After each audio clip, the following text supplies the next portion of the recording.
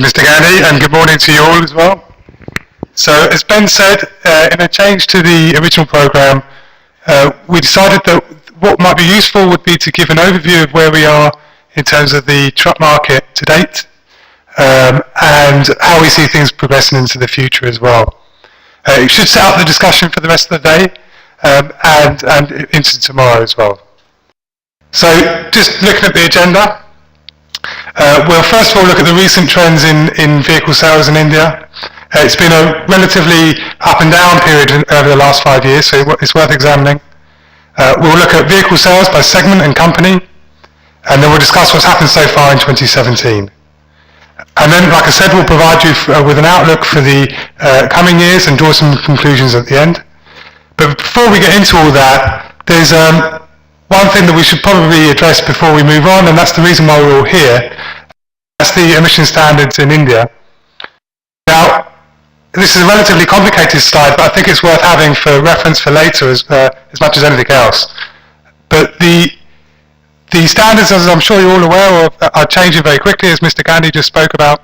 We'll be moving to Bharat 6 by 2020, which is a step from Bharat 4, which has not been seen anywhere else in the world. So India is really the first country that's going to skip a stage. And as we said before, we had in Europe a 7 or 8 year lead-in period between Euro 5 and Euro 6, and in India we'll be moving much more quickly towards those higher standards. That presents certain difficulties. The way we perceive it is that on a technical side, the truck manufacturers and so on are relatively well prepared in terms of what they need to do from technology. SCR is a proven technology in other parts of the world, but really where we perceive an issue in India is on the fuel quality side. So like I said, I won't dwell too long on this slide because this is all just relatively dry statements of fact. But the issue we really see is this movement from high sulfur fuels to low sulfur fuels. As you can see on the chart in front of you, these are fuel quality standards implemented by the Indian government. And as you can see, moving from Bharat 4 to Bharat 5 to Bharat 6, you need to move to 10 parts per million sulfur content for your fuel. And we're, relatively speaking, still at, in many cases, 350 million parts per million at present. That poses a huge challenge in terms of upgrading of refining capacity, and we know there's been a significant effort in the last couple of years towards that aim, but there still is some work to do, as I understand it. And with a view to the panel discussion coming up, I think that's an issue that will come up in the discussion there. Moving on to the bulk of my presentation then, we're looking at Indian vehicle sales. And as you can see from the chart in front of you on the left-hand side, it's been a relatively up and down period, and volatile period in the Indian truck market since 2011, where we saw highs of total combined sales of trucks and buses of around 350,000 units per year. We had a fall due to slowing economic growth and lower industrial production, but also because of built-up sales in the market and the cycle we were in. We saw lows of around 215,000 to 216,000 units of heavy-duty commercial vehicles and buses. That's subsequently recovered somewhat in 2015 and 2016 to around 300,000 units of both buses and commercial vehicles in India. Just to give you some perspective of where that is in terms of the world market, I've included a chart that compares those numbers with those in Europe. And you can see that in 2011 and 2012, well, 2011 more closely, the Indian market was, broadly speaking, tracking the European market almost like for like in terms of numbers. And then it's fallen away quite sharply in 2013 and 2014, before, as I said before, recovering somewhat, but not to the levels seen in 2011. Just breaking that out by segment and also by OEM, again you can see the distinct fall in 2013 and 2014 before the recovery later. But just the interesting thing is really from these charts we break out by OEM, and we have, as you can see, Tata Motors dominating the market with just over 50% of the market, and Ashok Leyland with roughly a third, before we move on to ICA and others. thereafter. For bus registrations, there's a slightly different picture, but the two big players remain in place. Ashok Leyland has the largest share of the market, with around 41% in 2016, and Tata has 36%, and ICA 12%. Looking at 2017 so far, we break this out by month now, and also give a year-to-date comparison with last year. As you can see in the monthly statistics, the opening portion of the year was actually very strong in 2017. January, February, and March were better year-on-year, or equivalent year-on-year to 2016, and then we had a significant drop-off in the second quarter of the year. This was actually in line with our expectations. If you'd seen our forecasts from the previous years, we expected 2017 to see a slight plateauing of sales year-on-year of 2016. And bunching all the data together for the year-to-date to August, you can see that sales are down slightly compared to 2016, down 4% year-on-year. We'd expect that 2017 will end up roughly around the same level as 2016. Taking buses then, it's a very similar picture, a very strong first quarter of the year for buses in terms of sales, and that's dropped off in the second quarter of the year. And again, doing the like-for-like year-to-date bunching for 2018, you can see a significant drop-off of 25% year-on-year, but you're dealing with smaller numbers, so any movement is more pronounced.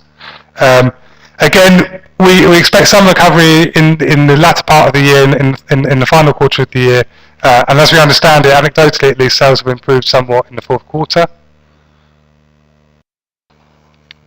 Now, just looking forward in terms of our expectations for the future, I'm aware I'm going at quite a pace, but this is just as an overview and introduction to the market. But as we said, we expect that 2017 will be a roughly similar year to 2016 in terms of the number of sales, slightly down in fact, but only marginally.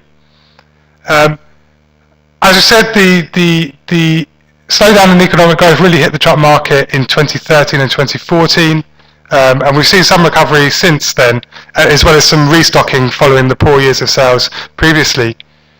In terms of when we're going to get back to the level that we saw in 2011 and previously, we expect that will be around 2020. In fact, if Barrett 6 comes in on time, which we have some doubts about, but if it does, then you would expect to see some pre-buying ahead of that, in fact. So around 2019, you may even see an uptick. This chart just breaks out some key years. So we've got 2016, 2017, 2020, and 2027. We expect that some of the infrastructure projects being brought online by the Indian government will aid a continued uptick in sales towards the end of our forecast period, which at the present is 10 years out, 2027. But we expect the market to plateau at around 470,000 units. That's for both trucks and buses by around 2025, and then we'll see the market remain relatively steady thereafter. So we are in a cycle, as with anything, and we do expect that economic growth will push sales higher in the coming years, as well as some of these initiatives as well. So just to draw it all together, move on to our panel discussion.